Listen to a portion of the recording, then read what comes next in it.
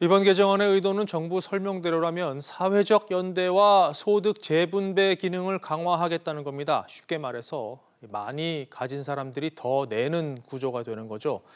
이를 두고 부자 증세 논란이 가열되고 있는데요. 손석우 기자와 한번 따져보겠습니다.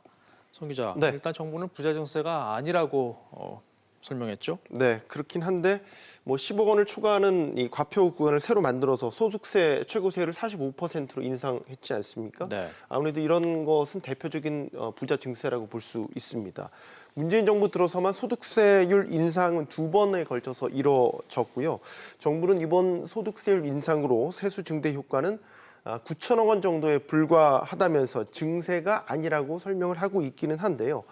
최근 수년간 이 소득세 추이를 보면요, 실제 세수 증가 효과는 더 클 것이다라는 의견도 있습니다. 네, 지금 또 정부 재정 상황이 좀 안 좋잖아요. 이게 네. 바닥을 지금 드러내고 있는 나라 곳간을 채우기 위해서 세금을 더 걷는 거 아니냐, 이런 분석도 지금 나오지 않습니까? 네, 정 뼈아픈 대목이긴 한데 설득력이 있는 지적입니다. 올해 1월부터 5월까지 국세 수입을 보면요, 118조 2천억 원이었습니다. 지난해 같은 기간과 비교해 보면 21조 3천억 원이 줄어든 것입니다. 재정 수지 적자는 역대 최대 규모로 커진 상황입니다. 그런데 또 코로나19에다가 한국판 뉴딜까지 더해지면서 정부가 쓸 돈은 더 늘어나는 상황이죠. 정부는 집값 안정 이유를 내걸고는 있지만 각종 부동산 대책에 따라서 걷어들일 예상되는 세금만 약 4조 원에 달합니다.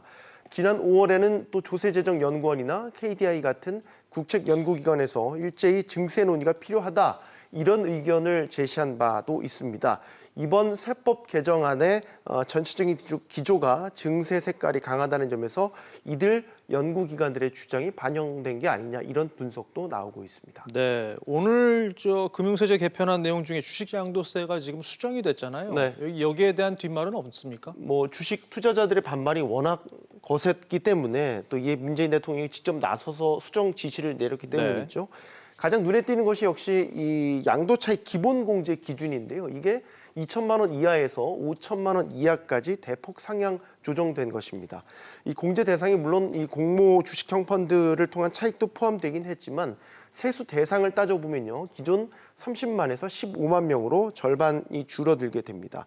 5천만 원이 넘는 차익에 대해서는 양도세율 20%가 적용되는데요. 다른 자산이나 소득 원에 비해서 세율이 낮아서 과도한 혜택이다, 이런 지적이 있습니다. 또 아울러서 대통령 말 한마디에 이 세제 개편안이 후퇴한 것에 대해서 비판적인 시각도 분명히 존재합니다. 네, 그렇군요. 손석우 기자 잘 들었습니다.